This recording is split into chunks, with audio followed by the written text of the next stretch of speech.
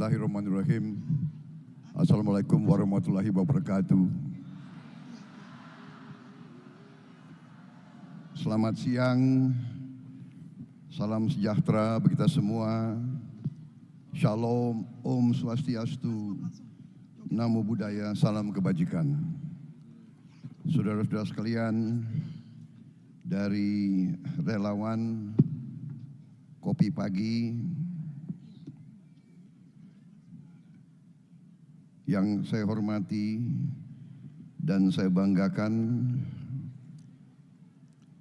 Bapak Agus Gumiwang Kartasasmita, Ketua Relawan Kopi Pagi, yang juga adalah Menteri Perindustrian Republik Indonesia, beserta Ibu Lumongga, senior saya,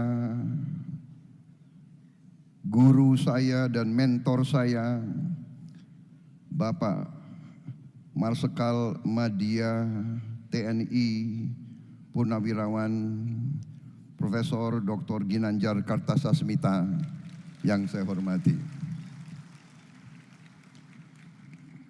Seorang putra terbaik bangsa Indonesia, dari sejak muda tanpa berhenti mengabdi dan berbakti kepada negara dan bangsa. Dari mulai menteri muda menjadi Menteri Pertambangan dan Energi Indonesia tahun 1988 sampai 1993, menjadi Menteri Negara Perencanaan Pembangunan Nasional tahun 93 sampai 98, menjadi Menteri Koordinator Ekonomi, Keuangan dan Industri, menjadi anggota Dewan Pertimbangan Presiden. Adalah sungguh kehormatan bagi saya, Bapak berkenan hadir siang hari ini di depan saya. Terima kasih. Kalau saya lihat Pak Ginanjar, saya terkenang masa-masa yang lalu, Pak. Kita bersama-sama berbakti, Bapak sebagai Menteri Bappenas, saya waktu itu masih aktif di tentara, kita menghadapi masalah di Papua. Saya datang ke beliau, kalau tidak salah saya membawa hampir 30 kepala suku, karena mereka menyampaikan keluhan-keluhan di sana. Saya mengatakan, daripada Anda mengeluh ke saya bawa kepala suku ke Jakarta biar mengeluh langsung kepada Menteri Senior, Ketua Bappenas pada saat itu. Saya bawa mereka di Bappenas, Pak Ginanjar mendengarkan, dan beliau langsung ambil keputusan. Beliau menggerakkan perusahaan Freeport. Akhirnya permintaan kepala suku segera dipenuhi, dan akhirnya kita bisa mendapat suatu keadaan stabilitas yang luar biasa. Inilah sosok Pak Ginanjar. Harus saya sampaikan di sini. Mungkin banyak orang lupa, tapi beliaulah salah seorang yang mempunyai leadership dan kemampuan manajemen yang luar biasa. Makanya saya menganggap bahwa saya harus banyak belajar dari leadership dan manajerial beliau. Terima kasih. Ini kehormatan bagi saya, Pak. Kehormatan Bapak ada di sini. Harusnya jangan Bapak yang dengar saya, harusnya saya yang mendengarkan Bapak itu. Juga hadir di sini Profesor Dr. Sufmi Dasko Ahmad, Wakil Ketua DPR RI, Ketua Harian Partai Gerindra, sekarang sudah menjadi profesor. Dulu tukang demo, provokator. Jadi beliau kalau menghadapi provokator sudah gak bisa diprovokasi lagi, sudah hafal. Beliau juga punya gelar kancil. Saudara Hasan Nasbi, Koordinator Relawan Kopi Pagi.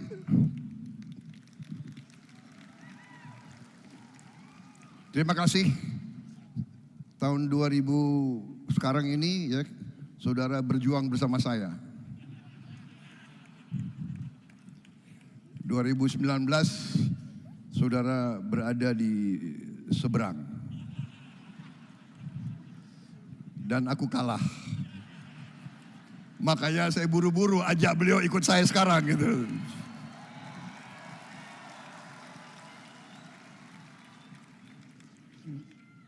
Bapak Aceh Hasan, Ketua DPD Golongan Karya Jawa Barat, anggota DPR RI, juga kalau tidak salah salah satu tim pakar yang membantu saya juga dari Golkar Institute, luar biasa.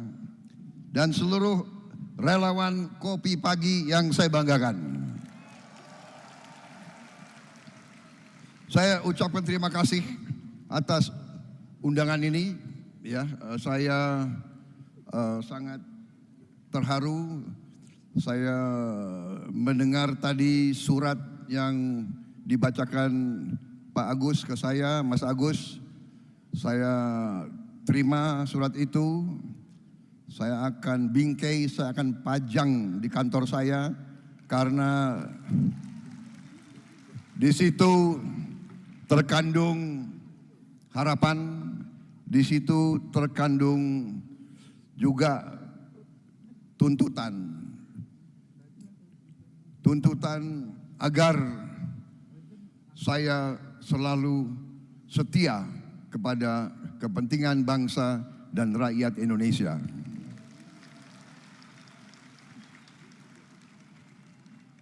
Saudara-saudara sekalian, saya menyambut dengan sangat kagum upaya dan strategi relawan Kopi Pagi, bahwa relawan Kopi Pagi itu tadi memilih untuk berpolitik. Politik ada dua pemahaman. Pemahaman yang benar dan pemahaman yang ilmiah yang ada di buku-buku ilmu. Politik artinya adalah kehendak memperbaiki kehidupan bangsa dan rakyat. Itu tujuan berpolitik. Jadi hari ini yang disampaikan Mas Agus, Anda semuanya berpolitik.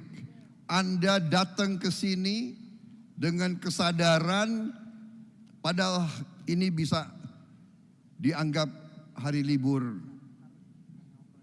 Anda sekalian bisa tinggal di rumah, bisa berleha-leha, bisa berurusan sendiri-sendiri, tetapi Anda semua berkumpul di sini.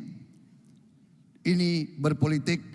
Dan ini menunjukkan bahwa Anda di dalam hatimu, Anda ingin memperbaiki kehidupan bangsa dan rakyat.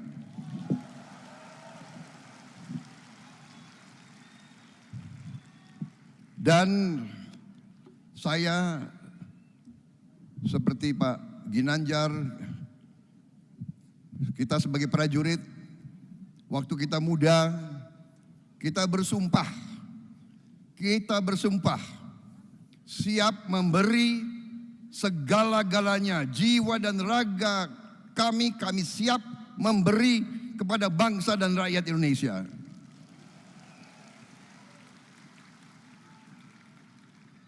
Karena kami waktu itu juga masih merasakan Indonesia baru merdeka. Indonesia masih sangat miskin. Karena itu kami punya cita-cita, kami punya impian melihat Indonesia menjadi negara hebat, Indonesia menjadi negara makmur, Indonesia menjadi suatu negara yang rakyatnya tidak ada yang ketinggalan, tidak ada yang miskin, tidak ada yang susah pekerjaan. Tidak ada laki-laki atau perempuan Indonesia yang sulit mendapat pekerjaan. Tidak ada orang tua yang tidak bisa mengirim anak-anaknya ke sekolah. Tidak ada orang tua yang tidak bisa memberi makan dan susu untuk anak-anaknya. Itu impian kita. Itu impian Pak Ginanjar, itu impian saya. Kita pernah merasakan bangsa Indonesia dihina.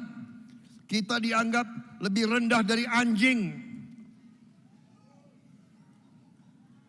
Kita pernah dijajah ratusan tahun. Bukan kita yang ke Eropa, mereka yang ke sini, saudara-saudara sekalian.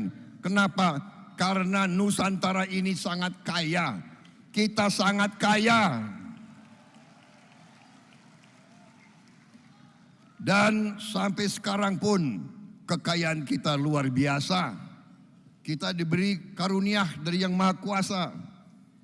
Dan itulah perjuangan semua pemimpin kita. Semua pemimpin kita. Kita harus mengakui dari Bung Karno yang berjuang untuk kita merdeka, yang mempersatukan kita. Apakah Bung Karno ada kekurangan? Ada. Namanya manusia. Perjuangan Pak Harto juga membangun Indonesia.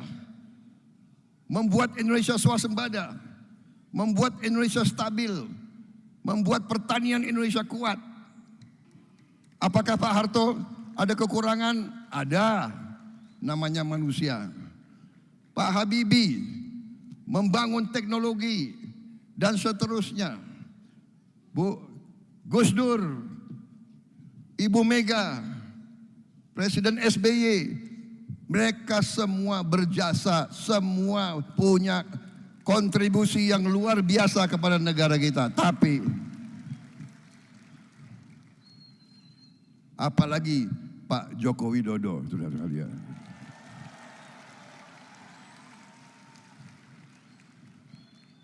Pernah menjadi lawan saya. Berapa tahun ya jadi lawan saya itu?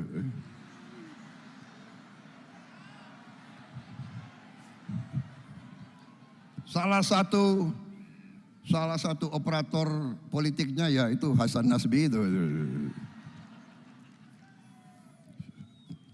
Makanya Prabowo tidak kalah akal. Cepat-cepat narik Hasan Nasbi gitu. Saudara-saudara, di situ saya merasakan bahwa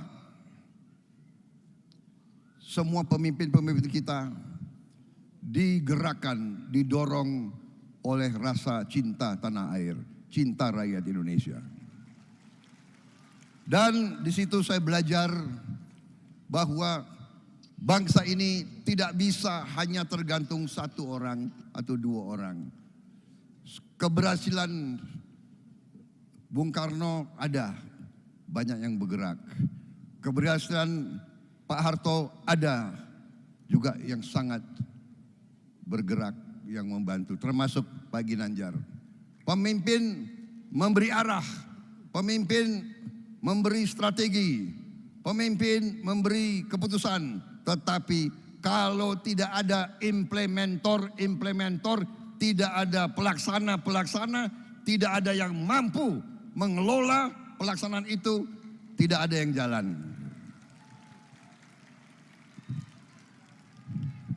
Kita tahu banyak orang pinter. Ada yang pinter ngomong,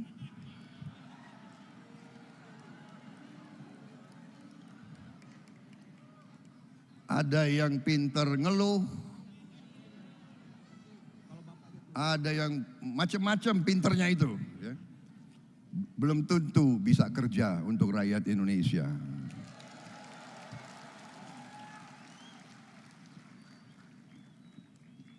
Saya juga merasa mungkin ada maksudnya saya harus kalah 2 kali. Biar Prabowo kok belajar dulu, ya kan? Dan alhamdulillah saya sudah banyak belajar.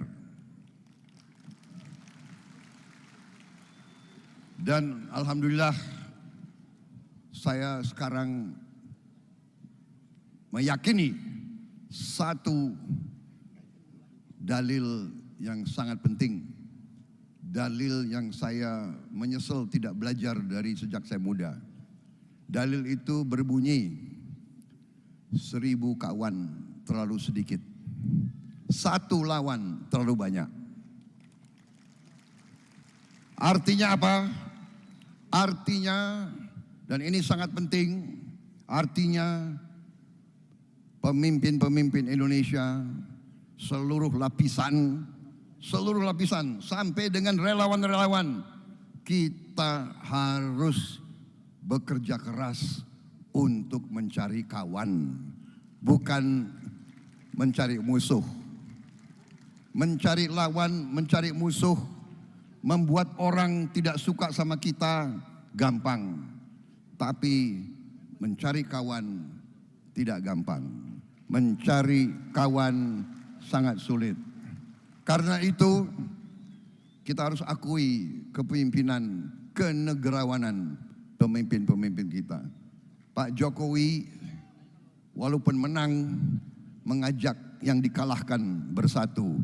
Ini kenegarawanan. Ini leadership, ini kepemimpinan, ini sulit. Dalam sejarah politik negara-negara sulit. Saya sejak begitu saya jadi menterinya Pak Jokowi, saya keliling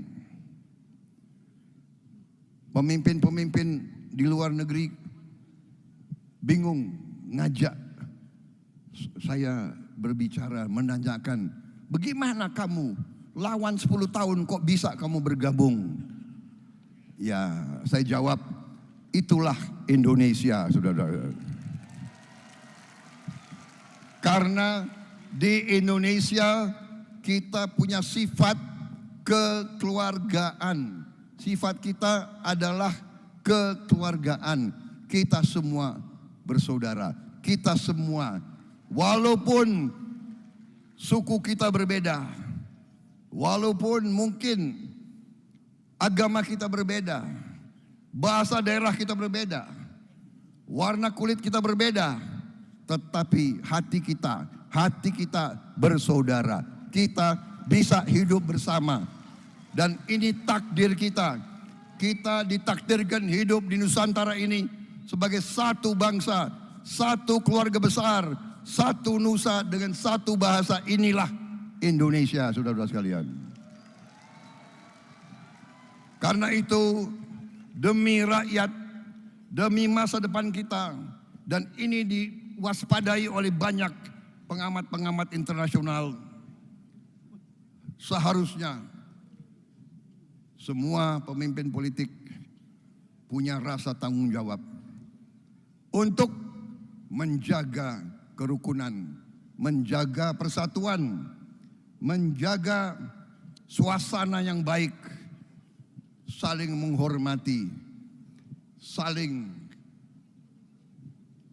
memberi ruangan, dan menjaga agar kita tidak menyakiti hati orang lain.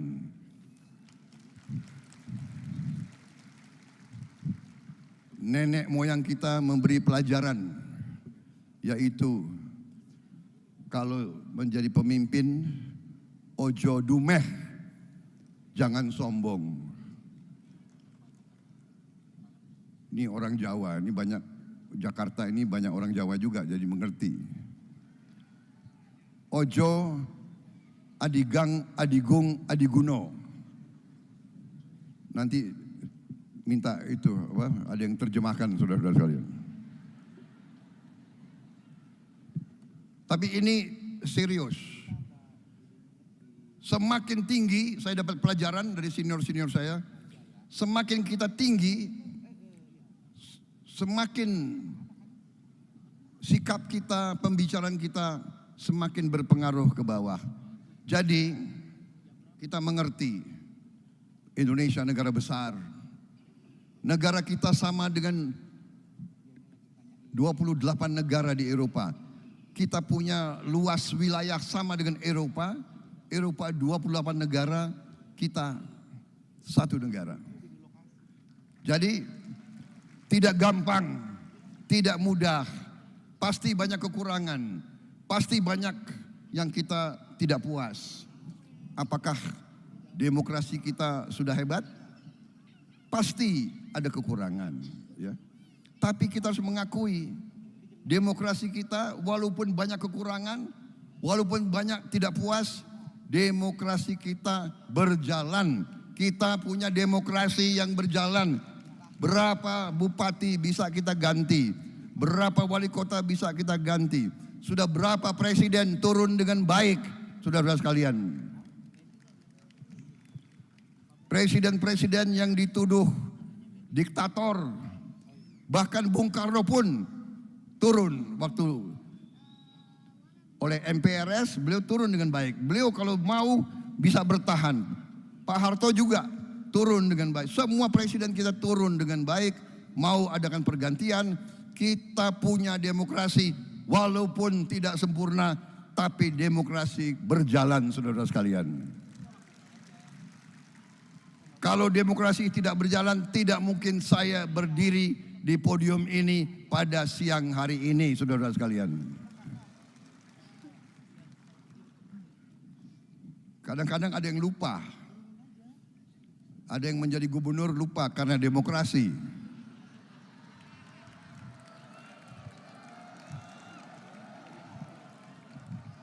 Jadi gubernur itu demokrasi, ya kan? Jadi bupati demokrasi, apalagi jadi gubernur yang usung oposisi lagi, saudara.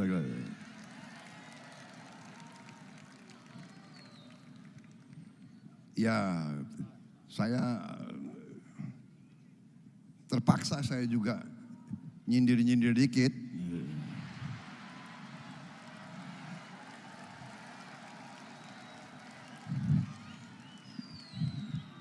Boleh dong.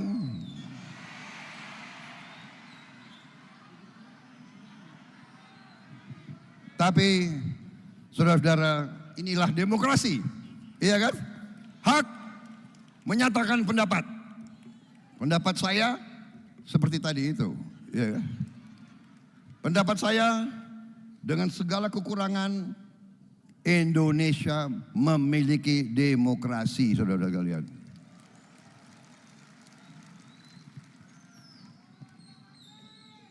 Apakah ada orang-orang yang ingin main-main? Ya adalah. Iya kan? Kita main sepak bola di kampung aja ada yang mau curang. Iya kan? Benar nggak? Wasit dikejar-kejar, iya kan? Tapi kita harus bedakan. Kita mau main sepak bola tingkat RW atau kita mau tingkat dunia. Kalau kita mau tingkat dunia, mari kita main dengan baik, main dengan bersih, main dengan tidak ada kecurangan. Saya minta kalau saudara-saudara sungguh-sungguh mendukung saya, marilah kita lanjutkan kampanye kita dengan baik, dengan santun, dengan dewasa, dengan tidak maki-maki, tidak menghasut. Kalau dihasut, tenang saja, ya kan?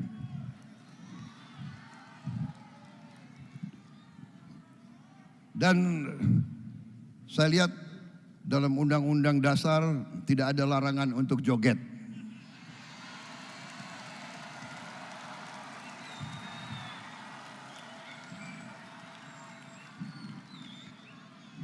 Saudara-saudara, saya berharap nanti Kopi Pagi bisa menerima buku saya, Strategi Transformasi Bangsa. Mohon disebarkan, ya kan?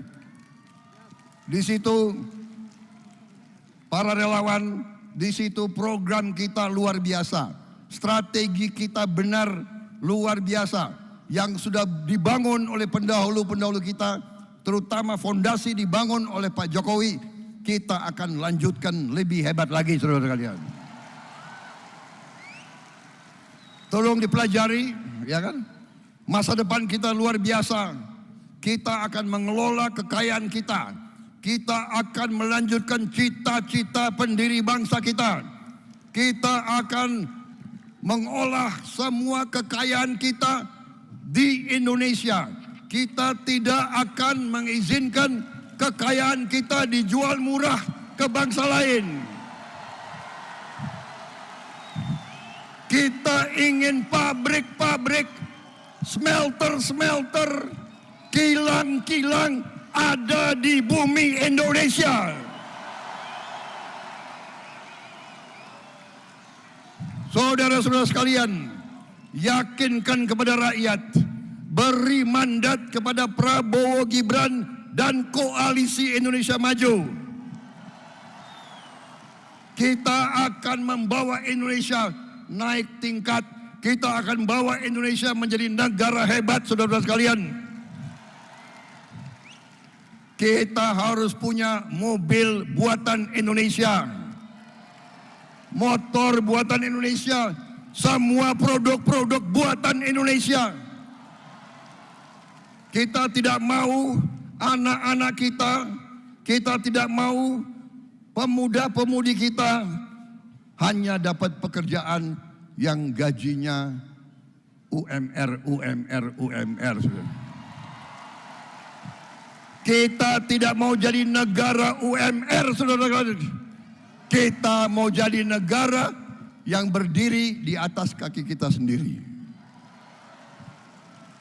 Kita ingin menjadi negara bermartabat, di mana rakyat kita semua senyum. Kita harus berani menyatakan kita akan hilangkan kemiskinan dari bumi Indonesia, saudara. Saya tidak akan panjang lebar, karena relawan Kopi Pagi ini hebat-hebat semuanya. Banyak yang cantik-cantik lagi.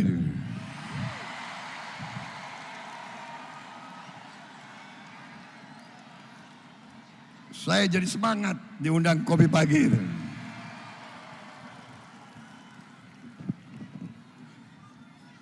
Mas Agus ini strateginya hebat gitu.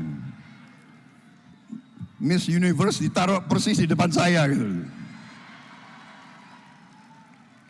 Jadi konsentrasi saya agak terganggu gitu, Mas Agus. Yang terakhir, ini untuk semuanya, turun ke rakyat, sampaikan salah satu program kita yang strategis dan unggul, ya, adalah makan siang dan susu untuk semua anak Indonesia. Ini sangat penting. Sangat penting. Saking pentingnya ini, saking hebatnya ini, saya dengar di daerah-daerah pihak lain ngaku program mereka itu. Nggak apa-apa. Yang penting program itu harus jadi. Rakyat kita harus menikmati, anak-anak kita akan nanti kuat, cerdas, fisiknya hebat, akan menjadi pemuda-pemudi yang andalan, yang hebat. Indonesia negara hebat. Saya kira itu dari saya, saudara sekalian. Terima kasih. Terima kasih Kopi Pagi.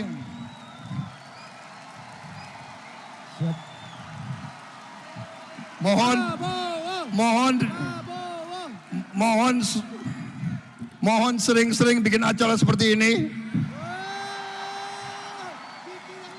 Kalau tidak ya acara lebih kecil ya.